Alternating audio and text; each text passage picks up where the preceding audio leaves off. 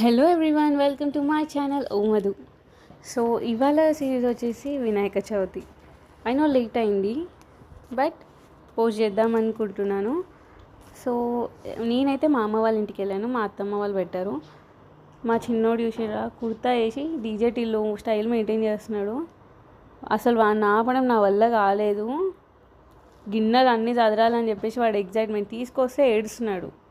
పూజ మాత్రం చాలా బాగా జరిగింది. నాకు ఇట్లా చిన్నప్పటి నుంచి అమ్మ వాళ్ళతోటి వినాయక చవితి వచ్చిన, శివరాత్రి వచ్చిన వైబ్ వేరే ఉంటుంది అన్నమాట. ఓకే, వినాయక చవితి రాగానే నాకు ఆ ఫుడ్ గుర్తొస్తుంది. ఫుడ్ అన్ని రకాల వెజిటేరియన్ వంటలు ఉంటాయి. I love it. అన్నీ కలిపి తినడం అదొక వేరే టేస్ట్ అబ్బా.